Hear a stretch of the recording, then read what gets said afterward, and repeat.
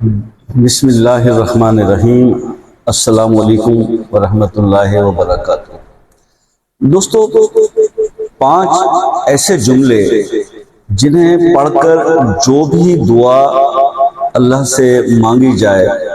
وہ فوراً قبول ہو، یا ان 5 جملوں کو پڑھ کر جو بھی اللہ سے مانگیں وہ فوراً آپ کو مل جائے، حدیث نبی صلی اللہ علیہ وآلہ وسلم کے مطابق۔ یہ 5 جملے جن کا عمل میں آپ کو بتانے جا رہا ہوں، یہ رسول اللہ صلی اللہ علیہ وسلم نے اپنی بیٹی حضرت بی بی فاطمہ رضی اللہ عنہ کو بتائے، سمجھائے کہ یہ اس طرح سے کرنا ہے۔ تو جب حدیث کی بات آ جاتی ہے تو پھر آپ کی میری مجال کہاں؟ تو سمپل یہ ہے کہ بس آنکھیں بند کر کے اس عمل پہ، اس وظیفے پہ عمل کر لیں، اور پھر اپنی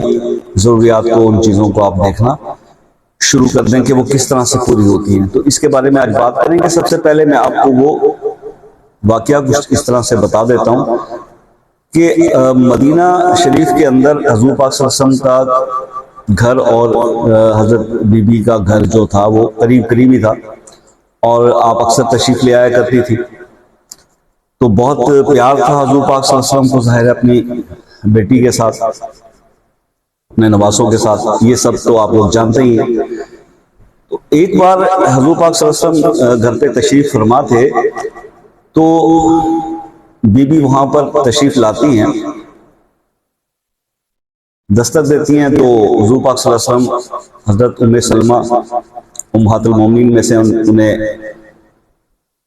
فرماتے ہیں کہ دیکھیں مجھے لگتا ہے کہ فاطمہ آئی ہیں، کیونکہ حضور پاک صلی اللہ علیہ وسلم آپ کے انداز کو، ہر چیز کو پہچانتے تھے۔ پھر وہ گئیں اور بی بی اندر تشریف لائیں، تو آپ صلی اللہ علیہ وسلم نے دریافت کیا کہ بیٹا کیسے؟ تو آپ کہنے لگیں کہ یا رسول اللہ، میں علی کے مشورے سے آپ کے پاس آئی ہوں، گھر میں بہت تنگ دستی ہے اور بہت پریشانی چل رہی ہے۔ تو انہی دنوں نا حضور پاک صلی اللہ علیہ وسلم کی خدمت میں کسی نے وفاتاً کچھ بکریاں جو ہے وہ پیش کی تھی، جو حضور پاک صلی اللہ علیہ وسلم کے گھر مبارک میں موجود تھی۔ تو آپ نے یوں عرض کی کہ علی نے کہا کہ آقا سے جا کے یہ کہو کہ ہمیں وہ کچھ بکریاں جو ہے عنایت فرما دیں تاکہ ہمارے حالات کچھ بہتر ہو جائیں۔ حضور پاک صلی اللہ علیہ وسلم کو بیٹی سے زیادہ کیا پیاری چیز تھی، اور ان سے بڑا سخی کون ہے؟ لیکن امت کے سب معاملات کو پیش نظر رکھتے ہوئے آپ نے بیٹی کو ایک اختیار بھی دیا اور ایک امتحان میں بھی ڈال دیا۔ آپ نے اس طرح سے فرمایا کہ بیٹا اگر یہ آپ بکریاں رہنے دو اور میں آپ کو 5 ایسے جملے بتا دوں کہ ان جملوں کو پڑھ کر آپ جب بھی رب تعالیٰ سے جو بھی مانگو گی وہ رب آپ کو عطا کر دے گا۔ یہ بکریاں تو آپ لے جاؤ گی تو یہ صرف آپ ہی گھر کے اندر جو ہے وہ بہتری ہوگی، لیکن جو جملے میں آپ کو بتانے جا رہا ہوں اس سے آپ کی آنے والی نسلوں تک جو بھی یہ جملے پڑھے گا اور دعا کرے گا اس کی ہر دعا قبول ہوگی۔ اب فیصلہ آپ کریں۔ اب وہ نبی ہیں، اللہ کے حبیب ہیں، اور یہ اللہ کے حبیب کے جگر کا ٹکڑا ہے۔ جتنا خیال رسول اللہ صلی اللہ علیہ وسلم کو امت کا ہے اسی طرح سے بی بی بھی درد رکھتی تھی حضور کی امت کا دل میں۔ تو انہوں نے ایک لمحے کے لیے سوچا اور انہوں نے یوں فرمایا کہ حضور آپ وہ 5 جملے جو ہے وہ مجھے بتا دیں، کیونکہ وہ سمجھ گئی کہ مقصد مجھے بتانے سے یہ پیغام آگے امت تک پہنچانا مقصود ہے کہ جب بھی میری امت میں سے کوئی پریشان ہو تو جو میں اپنی بیٹی کو پڑھنے کے لیے کہہ رہا ہوں تو یہ سب وہ لوگ اختیار کریں۔ اب یہ توجہ سے آپ بات سنیے گا، جو میرے خاص طور پہ سبسکرائبر ہیں اور مجھ سے اکثر یہ بات کرتے رہتے ہیں کہ جی دعائیں قبول نہیں ہوتی یا مسئلہ، اب یہ وہ بات ہے جو سرکار نے فرمائی ہے اور کسی کی بات نہیں کر رہا۔ تو اب اس میں اگر کمی کوتاہی ہے تو پھر آپ اپنا احتساب، اپنا خود احتسابی کریں کہ کہاں کمی رہ گئی ہے۔ سرکار نے یوں عرض کیا، یوں فرمایا سرکار نے یوں فرمایا کہ فاطمہ جب بھی دعا مانگا کرو تو یہ پڑھ لیا کرو، یا اول الاولین، یا آخر الآخرین، یا ذل قوت المتین، یا راحم المساکین، یا ارحم الراحمین۔ یہ 5 لفظ پڑھ لیا کرو اور اس کے بعد تم جو بھی رب تعالیٰ سے مانگو گی رب تعالیٰ تمہیں عطا فرما دیں گے۔ تو دوستو اس واقعے کو، اس حدیث کو بیان کرنے کا مقصد صرف یہ تھا آپ سے کہ یہ وہ 5 جملے ہیں جو سرکار نے تعلیم کیے اپنی بیٹی کو، لیکن مقصد یہ تھا کہ یہ سینہ در سینہ حدیث کے ذریعے یہ میری امت تک یہ پہنچا، اور میری امت کے جو بعد میں آنے والے لوگ ہیں جب وہ کسی پریشانی میں گرفتار ہوں یا یہ سمجھیں کہ دعائیں قبول نہیں ہو رہی تو پھر وہ یہ جملے پڑھ کے اس کی مدد سے رب کو بنا لیں اور رب سے اپنی بات منوا لیں۔ تو یہ جملے تو آپ نے نوٹ کر لیے۔ اب جہاں تک میرا کہنے کا مقصد ہے، دیکھیے وہ تو نبی کی بیٹی تھی اور ان کا جو مقام ہے وہ تو ایک بار بھی انہوں نے یہ جملہ بولا ہوگا تو رب نے انہیں ہر چیز عطا کر دی ہوگی، کیونکہ سرکار کا بتایا ہوا ہے۔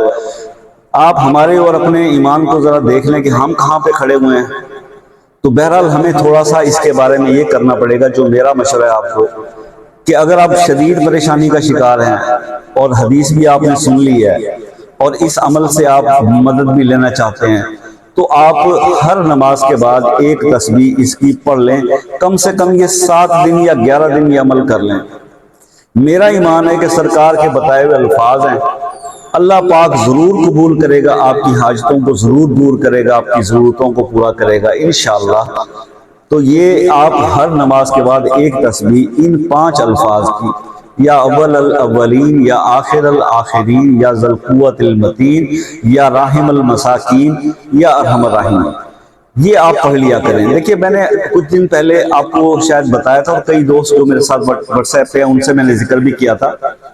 کہ میں نے خود پرسنلی کسی کے لیے انہی محرم کے دنوں میں 7 دن کے لیے ایک عمل کیا تھا، یا ارحم الراحمین کا 1000 ٹائم، 3 دفعہ بالآخر درود شریف، اور وہ کام اس بندے کا اللہ کے حکم سے ہو گیا۔ تو میں اکثر وہ بھی بتایا کرتا ہوں، تو وہ ایک جملہ ہے ان 5 میں سے ایک۔ اگر آپ ان 5 کو اکٹھا کر کے اگر ایک تسبیح ہر نماز کے بعد پڑھتے ہیں تو رزلٹ آپ خود سوچ لیے کہ کتنے زبردست ہوں گے۔ اب اس سے بہتر کوئی عمل یا وظیفہ مجھے تو سمجھ میں نہیں آتا جو میں آپ کو بتاؤں، کہ جو سرکار کی حدیث ہو، سرکار نے خود تعلیم کیا، اور تعلیم کس کو کیا ہو؟ اپنی بیٹی کو کیا۔ تو دوستو اس پر آنکھیں بند کر کے پورے یقین کامل کے ساتھ عمل کیجئے۔ بڑے سے بڑا مسئلہ جو بھی آپ کی زندگی میں ہے، چاہے وہ رزق کا مسئلہ ہے، چاہے وہ رشتوں کا مسئلہ ہے، چاہے وہ کاروبار کا مسئلہ ہے، سب مسئلوں کے حل کے لیے آپ جب دعا کریں،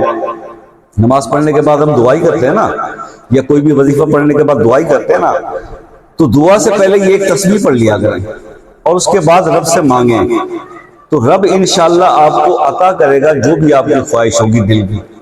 تو اس یقین اور ایمان کے ساتھ آپ اس عمل کو جو ہے پرفارم کیجئے۔ میری دعا ہے کہ اللہ تعالیٰ آپ کی ہر مصیبت اور پریشانی کو دور کرے، اور ہر مسلمان جو ہے وہ خوشحال ہو جائے اور ان پریشانیوں سے نکلے۔ بہت پریشانیاں ہیں، میں جانتا ہوں، بہت ڈسکشن ہوتی ہے آپ لوگوں کے ساتھ، اور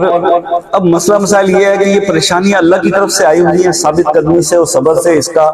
جو ہے وہ سامنا تو کرنا ہے، پھر مانگنا اللہ کی طرف سے ہے کہ رب العالمین ہم تو کمزور ہیں، طاقت نہیں ہے ہمارے اندر برداشت کرنے کی، تو ہمیں اس مشکل سے نکال دیجئے۔ جتنی گڑ گڑا کے التجا کر کے رب سے آپ درخواست کریں گے، وہ درخواست اتنی جلدی قبول ہوگی، یہ میں بتا دوں آپ کو۔ مانگنے کا انداز ہونا چاہیے، جیسے ہم کسی بندے سے قرض لینے جاتے ہیں کتنی منتیں کرتے ہیں اس کی، یا رب کی اتنی منتیں کر لو، وہ ترلے جو کسی اور کے کرنے ہیں رب کے کر لو نا، تو رب تو سنتا ہے، دیکھتا ہے، ہر چیز کو جانتا ہے، ضرور دور کرے گا آپ کے مسئلوں کو، آپ کی پریشانیوں کو۔ دعا میں یاد رکھیے گا۔ ملتے ہیں ایسے ہی کسی اور اچھی ویڈیو کے ساتھ، تب تک کے لیے اجازت دیجیے، اللہ حافظ۔